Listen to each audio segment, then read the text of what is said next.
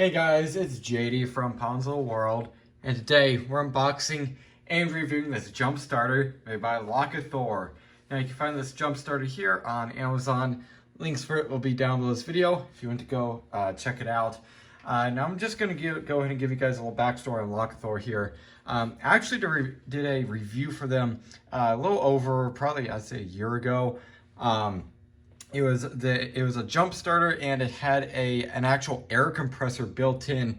Super cool. I've been using that thing super often. I've probably used it, I don't know, 50 times jump starting vehicles. I work in the automotive industry. I work on cars basically all the time. And I always come across dead batteries and stuff. So I always use that thing. I've only used the compressor, a handful of times, but that thing is still working great. The only problems that I've had is that the actual the clips, the alligator clips for where it connects onto your battery terminal, those actually broke, but they sent me on a new pair, no problem. So shout out to you guys.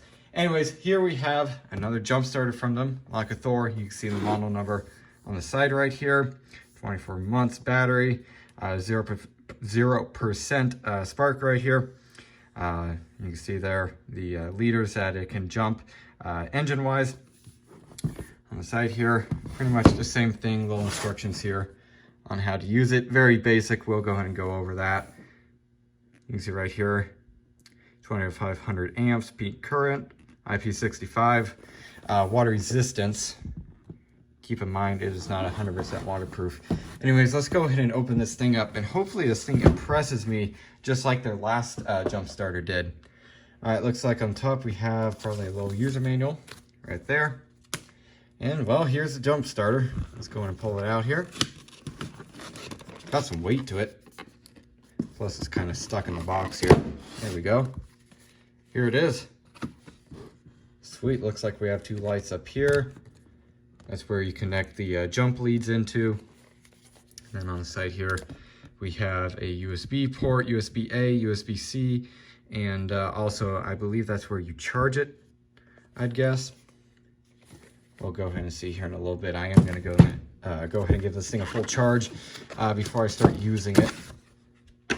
Looks like under here we have the jump leads.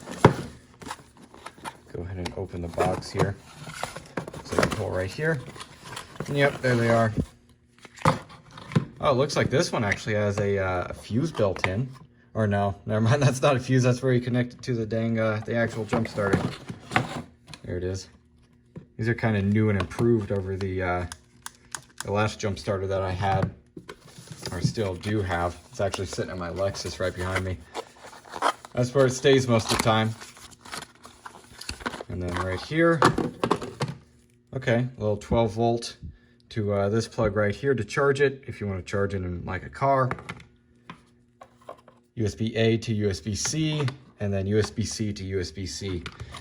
So cool, there it is. What I'm going to go ahead and do now is charge it up for a little bit, give it a full charge, and check it out. You can see right there. Okay, it looks like it has about 50% charge. Awesome, there it is. All right, so I went ahead and charged up the jump pack here. And also here, I have a 2002 Chevy Astrovan, 4.3 liter V6. And I have the jump starter here. I have the negative terminal hooked up right now, not the positive, so this is in no way connected to the car just yet. I will go ahead and connect it here in just a minute, but I want to show you guys that the battery is dead. Go ahead and get in here. You can see, there you go, cranked over just a little, but not enough to do anything. All the lights are dim. So let's go ahead and go out here. Let's go ahead and connect this terminal to the positive here. Just like that. Press the power button. And it should. Here, let me go ahead and disconnect it and reconnect it here. Here we go. There's voltage. Let's go ahead and go in here, and I'm sure it's gonna crank right over just like that. It died because there's issues with it, but you see it's cranking over. if I get the thing to start, it'll stay running, but there you go. It's got issues, but you can see the jump starter worked just fine. It even cranked it over multiple times like you just saw. So there it is. All right, so there it was, a quick unboxing and review on this Lokithor jump starter. Overall, for the price, it seems to be pretty good, just like my other Lokithor jump pack is. They seem to make pretty good products, and this one is definitely no exception. This one seems very well built, nice and thick, nice and heavy. Cables seem nice and good, and it started that Astra van with the 4.3 liter V6. Absolutely no issue. According to the side of the box, the thing could jumpstart up to 8.5 liter gas engine capacity, or a 6.5 liter diesel. I'm not really putting this thing to much of a test with that little 4.3 liter V6, but hey, it does prove that it does, of course, work, and it worked just fine, no issue. Another thing that I like about this one is that it has a light built into it. If you press and hold the little light icon right here, see it turns on, relatively bright. There's a couple different modes here.